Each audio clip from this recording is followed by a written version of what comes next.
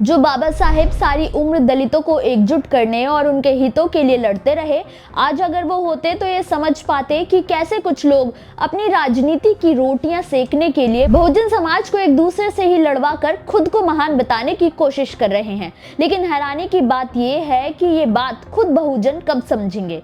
नमस्कार, मेरा नाम है मोहिनी और आप देख रहे हैं भीमसेना। पिछले 24 घंटे में दलितों के साथ होने वाली घटनाओं के बारे में जानेंगे जो इस वक्त सोशल मीडिया पर काफी सुर्खियों में है। दलितों से जुड़ी पहली खबर अपने आप को बहुजन समाज को बेटी कहने वाली रोहिणी घावरी को लेकर है। रोहिणी घावरी अब तक केवल भीम आर्मी चीफ चंद्रशेखर आजाद को ही निशाना बनाती थी, लेकिन जब बहुजन समाज ने उनकी बातों पर ध्यान नहीं दिया तब रोहिणी घावरी पर अब सीधा जाटव समाज के सारे पुरुषों को ही घेरने लगी हैं। दरअसल रोहिणी ने कहा कि उनकी जिंदगी बर्बाद करने वाला जाटव है, उर्मिला सनावर का अपराधी भी जाटव है और अंकिता भंडारी का अपराधी जाटव है। सबके सब जाटव एक नंबर के लड़कीबाज है, फर्जी अम्बेडकरवादी हैं सब। रोहिणी घावरी वैसे तो खुद को बहुजन समाज की बेटी कहती हैं, लेकिन वो चंद्रशेखर आजाद के खिलाफ सबसे बड़ा एजेंडा चला रही हैं। अब तक आजाद के खिलाफ बोलते बोलते अब पूरे जाटव को घेरने लगी हैं।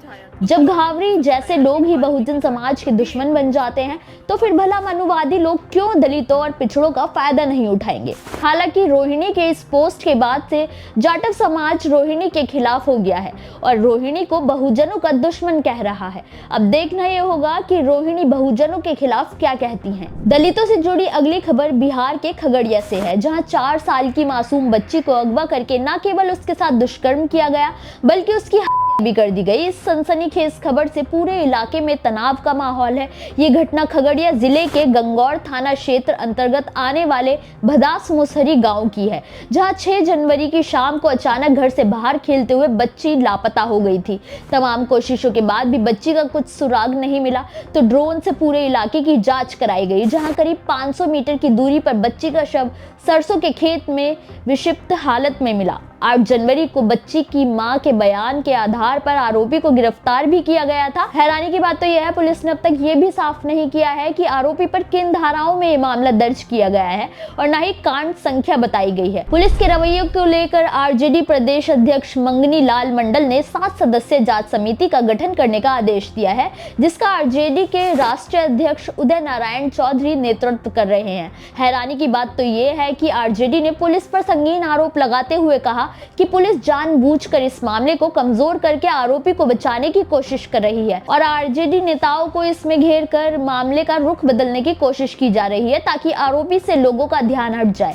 एक 4 साल की मासूम बच्ची के साथ जो हुआ और उसके बाद पुलिस का ऐसा रवैया बता रहा है कि बिहार में दलितों की स्थिति कितनी दयनीय है। उन्हें इतनी आसानी से न्याय नहीं मिलने वाला। अब देखना ये होगा कि जांच कमेटी का क्या रिजल्ट आता है। दलितों से जुड़ा अगला मामला यूपी के मेरठ से है, जहां एक दलित महिला की और बेटी के अपहरण के मामले में एक नया एंगल सामने आया है।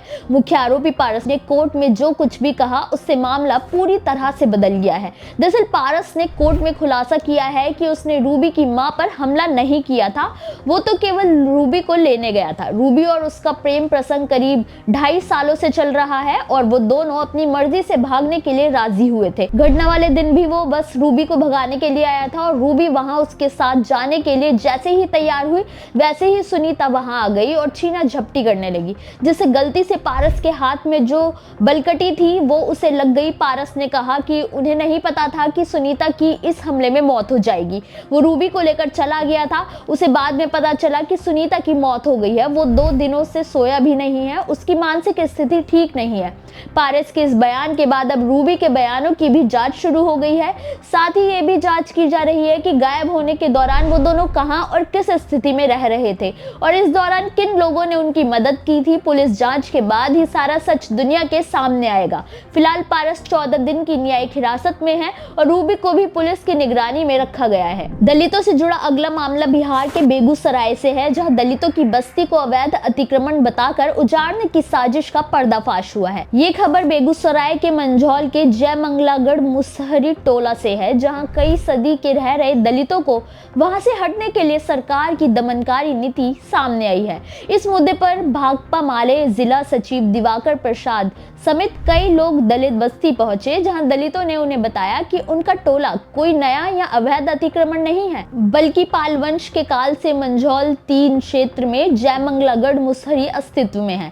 तत्कालीन जिलाधिकारी रामसेवक शर्मा ने विकसित रूप से मुसहर जाति को बसाया है। 40 से अधिक परिवारों को सरकार द्वारा विधिवत पर्चा दिया गया है, उन्हें इंदिरा आवास दिया गया है, सरकार ने कुछ मान्यता दी है और अब उन्हें उजाड़ने की साजिश की जा रही है। दलितों की बस्ती को उजाड़ने की कोशिश उनके संवैधानिक अधिकारों पर चोट पहुंचाने की साजिश है। भाकपा माले ने इस मुद्दे पर सरकार को घेरा है और प्रशासन को चेतावनी दी है कि अगर दलितों के साथ अन्याय हुआ तो व्यापक जन आंदोलन खड़ा किया जाएगा। प्रशासन को इस बात की गारंटी देनी ही होगी कि वो दलितों की बस्ती को नहीं उजाड़ेंगे और उनकी सुरक्षा तय करनी पड़ेगी। हालांकि अभी तक इस मुद्दे पर प्रशासन की तरफ से कोई बयान सामने नहीं आया है।